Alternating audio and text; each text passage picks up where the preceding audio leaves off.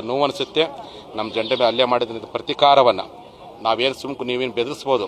ನನಗೆ ಅವ್ರ ಪಿತೂರು ನೋಡಿದರೆ ಇನ್ನೊಂದು ಸ್ವಲ್ಪ ಬಹುತೇಕ ಗೋಲಿಬಾರ್ ಮಾಡಲಿಕ್ಕೂ ಅವ್ರು ಹೆಸರಿಕ್ಕಿದ್ದಿಲ್ಲ. ಅಷ್ಟು ಮಟ್ಟ ಷಡ್ಯಂತ್ರ ಅವ್ರು ಮಾಡಿದ್ರು ಅಂತ ಅನುಮಾನ ವ್ಯಕ್ತವಾಗ್ತಿದೆ.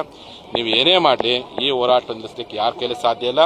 ಇದೇ ರೀತಿ ಮಾಡ್ತಾ ಹೋದರೆ ಇವತ್ತು ನೀವು ಹೇಳ್ಬಿಟ್ರಿ ಮುಖ್ಯಮಂತ್ರಿಗಳು, ನಿಮ್ಮ ಪಂಚಮಸಾಲಿ ಸಮಾಜಕ್ಕೆ, ನಿಮ್ಮ ಲಿಂಗಾಯತರಿಗೆ ನಮ್ಮ ಸರ್ಕಾರ ಯಾವ ಕಾರಣಕ್ಕೂ ಮೀಸಲಾತಿ ಕೊಡೋಕ್ಕಾಗಲ್ಲ ಅಂತ ಸ್ಪಷ್ಟೀಕರಣ ಕೊಟ್ಬಿಟ್ರಿ. ನಮಗೆ 2028ಕ್ಕೆ ನಮಗೆ ಯಾವ ಸರ್ಕಾರ ಬೇಕು ಆ ಸರ್ಕಾರವನ್ನು ಅಧಿಕಾರಕ್ಕೆ ತಂದು ಅವ್ರ ಮೂಲಕ ನ್ಯಾಯ ಪಡೆಯೋ ಪ್ರಯತ್ನ ನಾವು ಮಾಡ್ತೀವಿ. ಇವತ್ತು ನಮ್ಮ ಜನ ಏನಿವತ್ತು ಅಮಾಯಕನ ಕೆಲ ಅರೆಸ್ಟ್ ಮಾಡೋ ಪ್ರಯತ್ನ ಮಾಡಿದ್ರು. ಕೂಡಲೇ 24 ಗಂಟೆಯಲ್ಲಿ ಅವ್ರನ್ನ ಬಿಡುಗಡೆ ಮಾಡುವಂಥ ಕೆಲಸ ಮಾಡದೆ ಹೋದರೆ ಉಗ್ರವಾಗಿರ್ತಕ್ಕಂಥ ಹೋರಾಟ ಕರೆ ಕೊಡಬೇಕಾಗತ್ತೆ.